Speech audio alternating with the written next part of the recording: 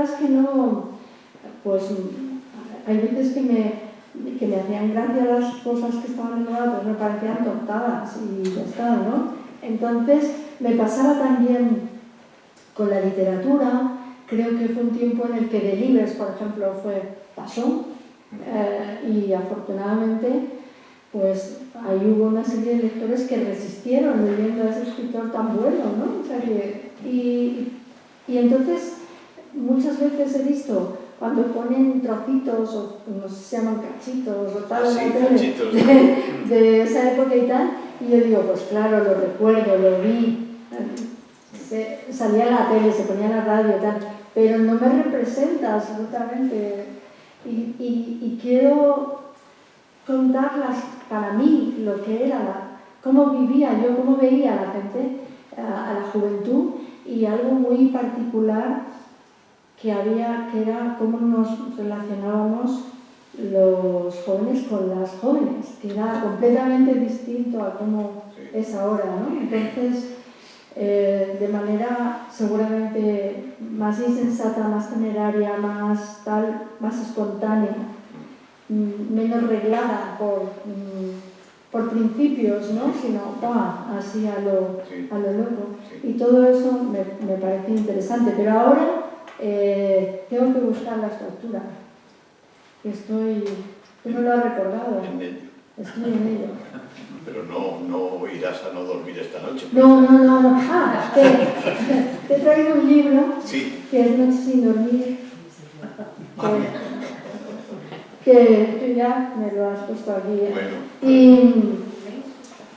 Porque hay veces que es bonito contar como la misma vida, solamente la vida que pasa, ¿no? Como escribir Abuela Pluma. ¿Sí? Y entonces el último invierno que viví en Nueva York, la verdad es que no tenía, ni me salía, ni se me ocurría, ni quería escribir una novela, y yo dije, ¿y por qué no escribo cada día lo que veo? Y es uno de los libros que a mí más me gustan que he hecho, porque además era yo estaba ahí sabiendo que era una etapa de mi vida que iba a acabar. Y eso, cuando tienes el final, que te lo da la vida, pues tenía esa seguridad, yo me voy a ir de aquí. Y este es el último invierno. Y además es el invierno donde se están registrando las temperaturas más bajas desde que hay registros. Entonces, creo que era un buen invierno para escribir el último invierno, ¿no? Y entonces, pues yo que sé, tuve el aliciente también de que durante ese tiempo me aficioné a la fotografía, y entonces fotografié, todavía todo era más tranquilo en las calles y tal, fotografié a muchos personajes que veía a diario y eso. Sí, Nueva York, ¿te gustó en ese sentido? En ese tiempo sí. Sí, en ese tiempo. Nueva York es que es muy fotogénico. Mira, volví, dejé de ser aficionada a la fotografía porque llegué a Madrid y no veía nada. No se me ocurría nada. O sea, y allí era como salir a la calle. Bien, es verdad que hay gente muy extravagante, pero también había algo de fotogenia de la propia ciudad, ¿no? Y decía, es que esta esquina,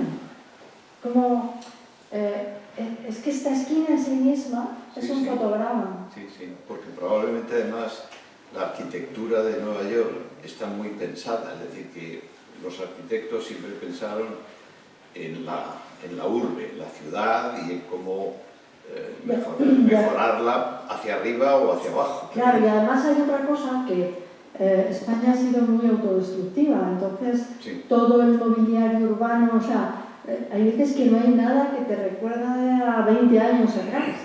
Y sin embargo, el mobiliario urbano neoyorquino, tú ves una película de los años 70 y se parece mucho a lo que es ahora, con lo cual la gente cuando viaja allí lo ve. Dices, entonces lo que le tienes que decir a la gente es, bueno, pero desengáñate que no es una película.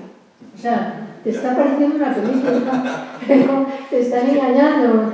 Hemos visto tantas películas de Nueva York que probablemente cualquier cosa que veas ya te recuerda a cualquier ¿Te película. acuerdas que te pregunté hace poco qué año habías estado tú? Sí, sí, sí. ¿Y qué año era? Pues yo creo que fue el 70. El 70. Estuve primero en el 67 y luego creo que en el 69 y luego en el 70 yo cada vez que podía me iba para allá. ¿Y estabas en la ciudad? Estaba en la ciudad, sí. Me quedaba unos cuantos días porque, esto lo he contado muchas veces, generalmente quedaba con Pete Seeger, si él estaba. Es que yo no tengo, o sea, esto ya, diciendo que daba con Pete Seeger, ya me has matado, ¿no? No, No tengo otro, bueno, pero es que es pues, un personaje de la música claro, fundamental, ¿no? claro. Es por eso por lo que quedaba con él, porque yo decía, a mí no me interesa nadie de Nueva York, pero Pete Seeger, pues sí, además había que traerle, porque él vivía a 2 horas de Nueva York, no estaba. Y él casi siempre, cuando me contestaba él o la mujer, me decía, pues sí, pues mira, tal día me viene bien y tal, y hacemos algún.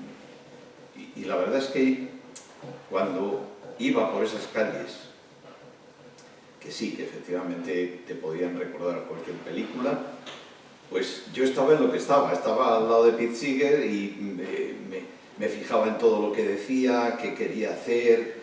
Me acuerdo una vez que fuimos al show de Dick Cavett, que se hacía en un teatro, no me acuerdo en qué, en la 47 o 48. Y entonces estuve todo el día con él. Y claro, yo todas las cosas que él hacía pues me parecían todas nuevas y todas como muy importantes y muy interesantes, ¿no? Pero desde luego las calles de Nueva York a mí siempre me recuerdan a Pete Seeger. O sea que tengo ¿Tienen esa banda musical?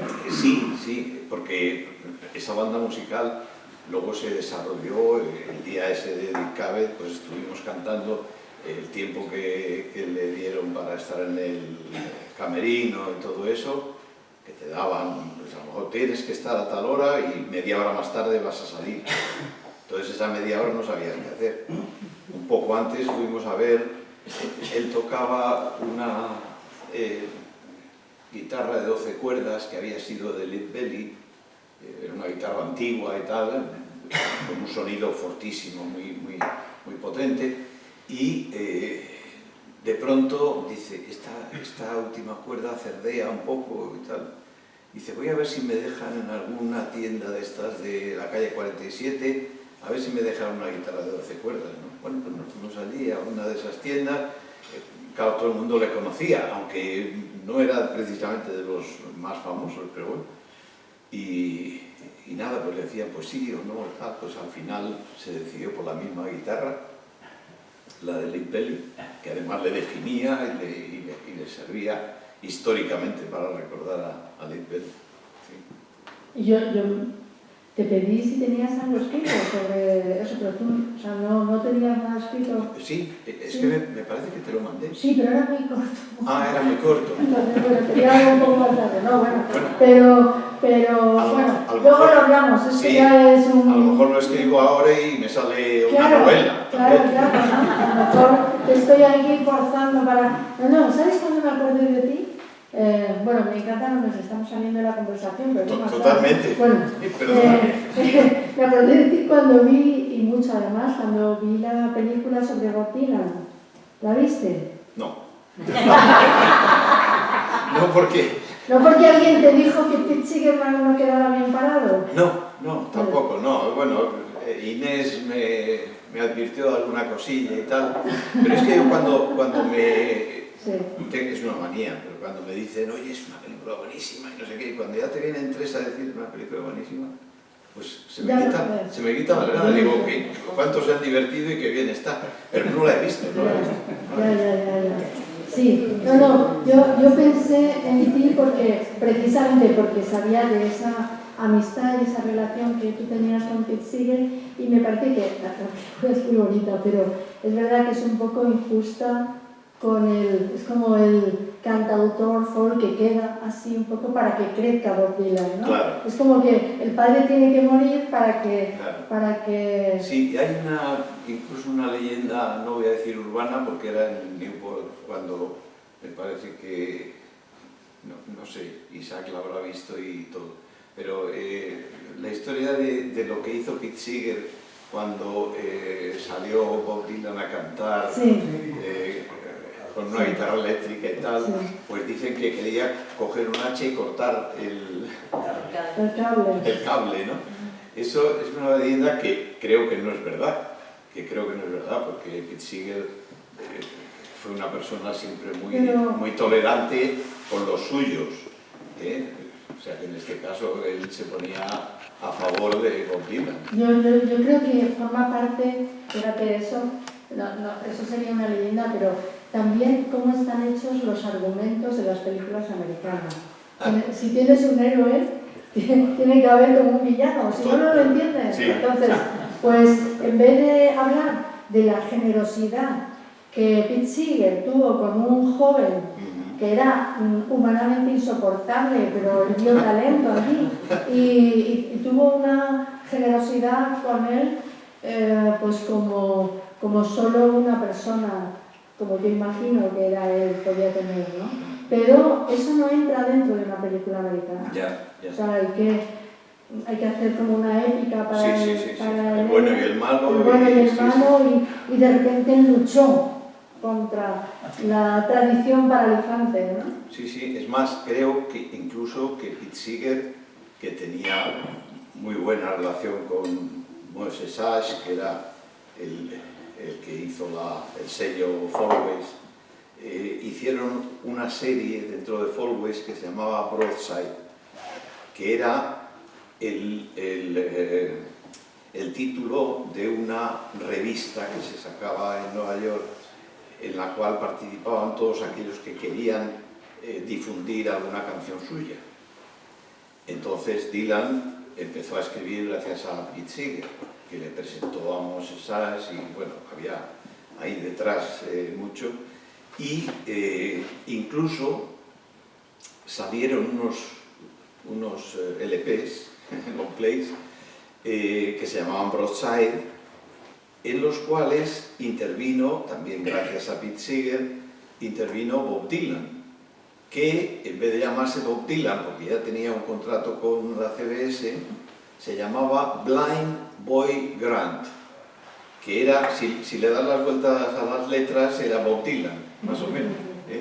Y es curioso porque todo eso fue con la ayuda de Pete Seeger, o sea que a mí siempre me había extrañado, digo, bueno, esto es una historia que a lo mejor efectivamente necesitaba un malo, y necesitas un argumento y un final, y que alguien ha querido destruir los cables para que el joven no llegue a cantar y tal, ¿no? Sí, yo creo que Bob Dylan no intervino en ninguno de los programas que hacía Pete Seeger en televisión, que salieron casi todos, vamos, y los cantautores de la época, Tom Paxton, Phil Ochs, todos estos aparecieron en esa...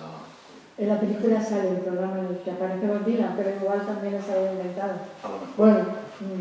Pero con Pete Seeger. Sí, en el programa que es muy casero que hacía, ¿no? Sí, era totalmente casero. Sí. Toshi preparaba un té, allí... Bueno, pero qué maravilla poder hacer cosas con tan pocos medios, ¿no? Sí. O sea, que eso también habla de los tiempos. Bueno, eso ahora lo ves mucho, porque quien más, quien menos, pues se hace una película él en su casa, ¿no? Sí. Y se le nota que se va a ver si la para la película porque le ha salido mal o tal vez. Son cosas de esas que eran un poco lo que hacía Pete Seeger en aquella época, como lo despistado que era. Bueno, pues lo que te decía de aquellos años de juventud es que a mí no dejó de gustarme lo que me gustaba antes, es decir, porque tuve como una fidelidad a la música, por ejemplo, que era importante para mí, y que tenía mis orígenes eran muchos, pero en Madrid era un barrio, entonces,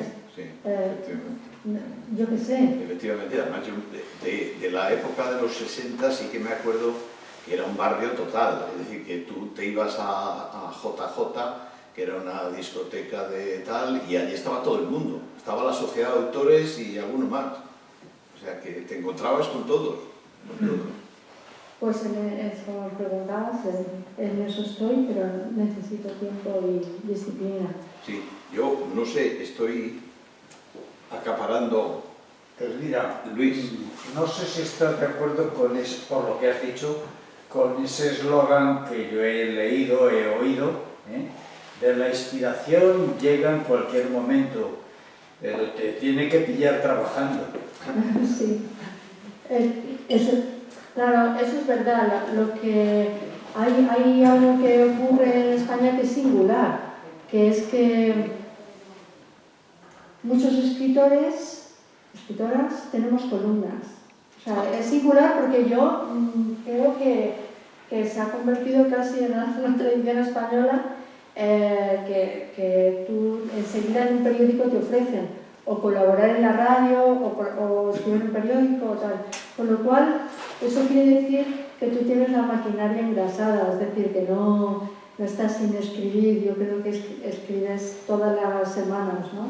Entonces, y aparte, la vida te ofrece, hay ahora mismo una confusión tan grande, que supongo que a todos nos pasa con todas las cosas que pasan, que te resulta muy difícil concentrar una idea, ¿sabes? Sí, sí. Y concentrar una idea, ¿no? Entonces, a mí, a veces lo que para mí es un hallazgo es que yo, por ejemplo, tengo que escribir en el periódico todas las semanas, y hay semanas en las que verdaderamente la actualidad es tan áspera y tan, no sé, tan dura, que de repente encuentras una historia, una pequeña historia de un ser humano. Y esa historia es reveladora, cuenta algo de lo que está pasando, ¿no? Y eso es maravilloso. Cuando eso te pasa, te concentras en una persona, ¿no? Y eso te hace como escribir un cuento en muy pocas líneas, ¿no? Y eso puede ocurrir en cualquier momento.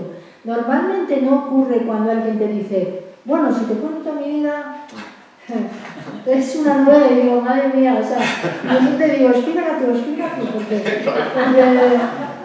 porque me parece que va a ser muy largo. Sufre, mamón. Sí, exacto. Y va a ser muy largo, y además de las historias tú te tienes que enamorar, ¿no? Como de las personas, ¿no? No existe esa cosa, te voy a contar mi vida, que es una novela por narices, porque es la novela, ¿no?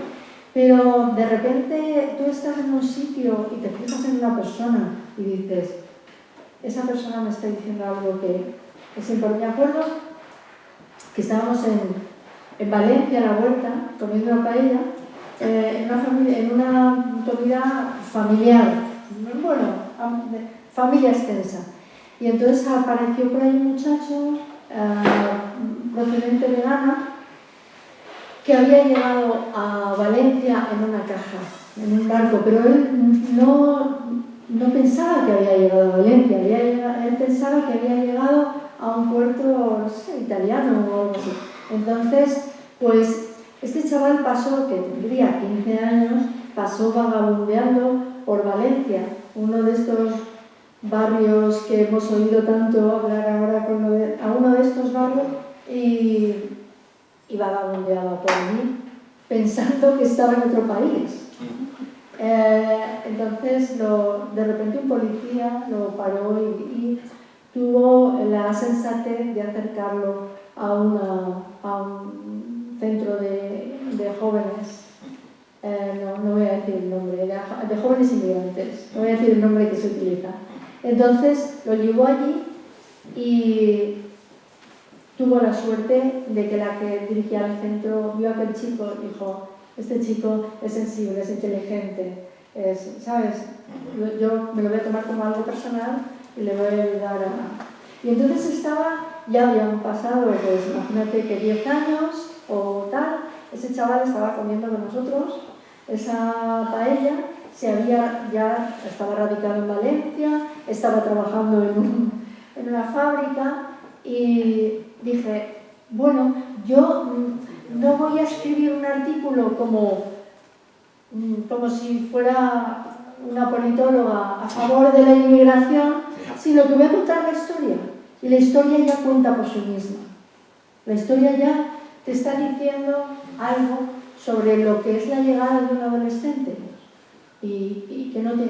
Yo creo que si yo me encontrara todas las semanas con algo así, escribiría eso, ¿no? O sea, diría, pues más que escribir sobre, no sobre lo que pienso ahora, de lo que he oído hoy por la radio, ojalá que me encontrara con eso cada día, porque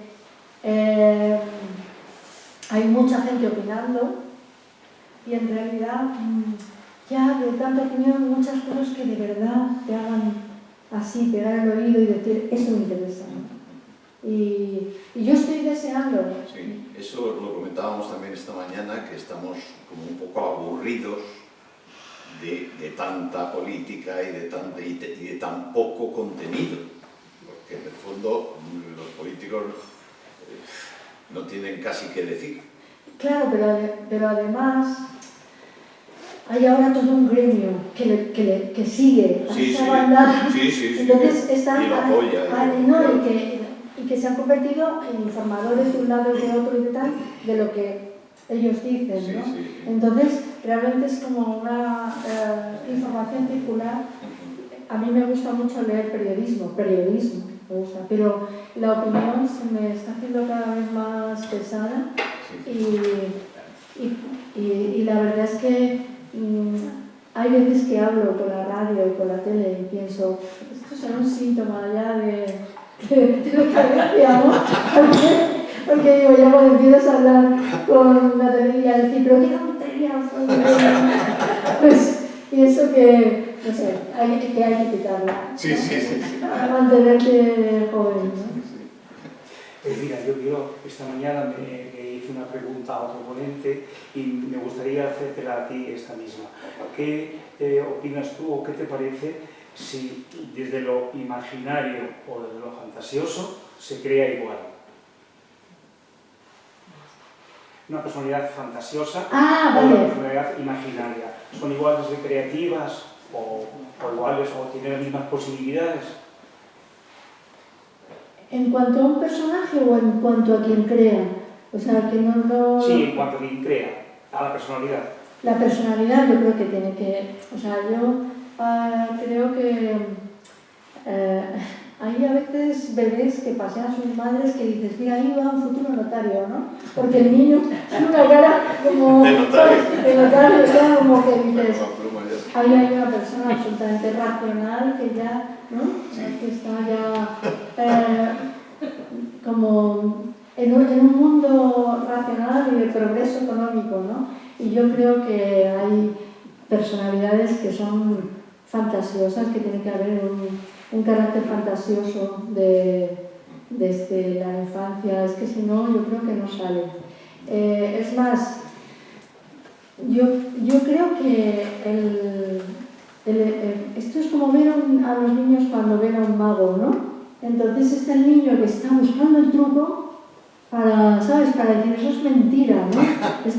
Y hay niños que se lo creen. Yo creo que tienen más capacidad creativa el que se lo cree. El que entra en esa... No el que está buscando los tres pies al gato, ¿sabes? Y ahí es verdad que hay niños muy, muy racionales y que dicen, no, esto no es así, es de esta manera. Ese es el periodista. Bueno, para todo hay que tener imaginación, ¿no? Sí. Pero yo creo que esa fantasía que consiste en alimentar tu imaginación, y eso se ve, creo que todos los niños son artistas en realidad, y yo creo que casi todos saben cantar. Si los pones en grupo, casi todos, bueno, hay niños, pero en grupo todo cuela. O sea, sí, pero yo es que el otro día, no sé quién me ha preguntado, digo, pues yo hace muchos años que no escucho el cumpleaños feliz bien afinado. cantado. Por favor, pero sí, muy sencillo. Pero fíjate, Joaquín, que yo creo que es porque se canta poco. Sí, se canta poco y no se canta es decir, no te enseña qué es la altura del sonido y cómo debes ir a buscarlo. Sí, porque están con las bolas, los cumpleaños de bolas y todo esto, y antes tendíamos más a los entretenimientos más sencillos, ¿no? Sí. Entonces había que cantar el cumpleaños feliz, Sí. y yo creo que se cantaba. Ahora están, o los niños que ya les llevan a clases de canto, está el niño notario, y luego hay que le llevan a clase de canto desde que es bebé, que también existe. Pero yo creo que antes había como una disciplina de canto más extendida por todas partes. Sí, entonces, se cantaba más. Se cantaba mucho. Y se oía cantar en casa incluso. En mi casa siempre. Claro. Entonces si tú estás oyendo cantar a tu madre boleros, venía la señora de la limpieza y cantaba con tu madre, o sea, Sí. pues entonces, y en las navidades se cantaba, pues naturalmente, pero me refería a que los niños tienen unas capacidades creativas muy grandes que muchas veces se van cercenando porque tal vez sean las disciplinas a las que menos importancia se les da en la escuela, ¿no? O sea, que... Las Marías. Las Marías, Sí, o sea, el dibujar. ¿Cómo te va a gustar dibujar con el trabajo lineal? ¿Dónde queda? O sea, ¿para qué? Ya. O sea, ¿qué ha salido del trabajo lineal? Nada. Del dibujo lineal y el compás. O sea, quiere decir que son cosas Un chapón. que hay que aprender más tarde, pero en ese momento en el que tenías que entregar ese dibujo y dices, y son momentos en la vida como para crear absolutamente, dibujar, actuar, bailar, cantar, todo eso, ¿no? Entonces, creo que, claro, las mentes fantasiosas, la mía, por ejemplo, lo eran mucho, pues hay veces que te quedabas así en la escuela un poco como desilusión, siempre un poco desilusionado, porque Sí. ¿y esto para? O sea, estoy aquí mirando por la ventana y hay un personaje en Kino, que es Felipe, Sí. que yo me sentía tan identificada porque solamente soñaba, estaba en la cama y soñaba que ardía la escuela y ya, o sea, y ya, ¿sabes? Y yo me acuerdo cuando conocí a Kino, le hice una entrevista ayer Radio 3, y me trajo otro libro que no era Mafalda, que estaba también un poco... Hasta aburrido. Porque él era un gran dibujante. Buenísimo. Y le dije, mi personaje es Felipe, o sea, y entonces él me lo dibujó así con los corazones y tal. Y claro, es el niño que sueña con que ocurre una catástrofe, no puedes ir a la escuela, no puedes... Y eso, bueno, yo Mafalda ya lo leí siendo mayor, ¿no? Porque además Mafalda era para todos los pueblos, pero pues mi ídolo a los 12 años era Pipi Gafas Largas. Entonces había una frase maravillosa que era, le dice a la maestra le aparece, claro, aquella niña, las coletas, tal, ese caballo de lunares y tal, y le pregunta algo a la maestra, ¿vas a hacer una redacción y tal? Y le dice ella, oiga, que yo he venido aquí por las vacaciones. Pues a mí, yo iba al colegio por las vacaciones, realmente, y yo creo que tiene su sentido, porque si luego te gusta la psicología de la gente, esto no me hacía a mí asociar para nada, sino todo lo contrario. Me gustaba mucho relacionarme con las niñas y todo eso, ¿no? Pero la disciplina, me iba más la fantasía que la disciplina. Pero has sido siempre observadora, ¿no? Sí, siempre. Es que además en el colegio o en la escuela te lo pasas de miedo si eres observador. Bueno, me da un poco de vergüenza pensar que llegaban tú sabes que cuando llegaban las vacaciones de Navidad y tal, siempre se hacían algunas cosillas, ¿no? En el colegio o así, teatrillos, imitaciones y tal. Y yo hacía imitaciones, pero, en fin, que debían ser muy ridículas, pero muy graciosas al mismo tiempo, porque hacía esas cosas desde muy pequeño. Manuel acaba de sacar un disco donde canta una canción que el niño sueña con que se quema la escuela y no va a ir. ¿Ah, sí? Sí, está precioso. Ah, lo había Y escuchado. además intervienen los nietos. Ah, sí. Está muy bien. Qué bien. Qué bien. No, debe ser una idea común, Sí. ¿no? Pero esta parte la cortaremos para... Para que no parezca... Bueno, o que no la vean los niños, o que la vean. Que la vean, ¿no? Que la vean los niños. También soñaba cuando íbamos, claro, al mudarnos tanto, pero íbamos siempre al pueblo, al pueblo de mi madre, que es donde nosotros vamos ahora, a Ademuz, y yo soñaba, claro, después de pasar allí la Navidad, con ese frío y esa maravilla de encuentros familiares y todo esto, soñaba que había una nevada y que quedaba el pueblo incomunicado y nos teníamos que quedar allí para siempre. O sea que toda mi imaginación estaba destinada a llevar la vida que yo quería llevar, ¿no? Y yo creo que, me acuerdo que cuando tradujeron al inglés, muy desafortunadamente, los 3 libros de Manolito, a gente que yo tenía allí, bueno, le metieron la tijera por todas partes por cuestiones de corrección política y ella decía, bueno, ya que hagan lo que sea, ¿no? Y porque era una cosa tan ridícula, y entonces decía a la gente, no, pero esto tienes que decir, el niño no dice odio no sé qué, porque no tenemos que transmitir esa idea de que los niños odian, digo, pero ¿Qué sería de los niños? Claro, y que además son grandes sentimientos, ¿no? Pues efectivamente no es un odio, no sé cómo decirte, no es un odio de un adulto, pero a lo mejor odia la verdura, como la falda, ¿no? Entonces, ¿cómo no decirlo? La sopa, ¿no? La coliflor. Y luego le coges el punto a la coliflor. Yo no lo he cogido. Lo siento.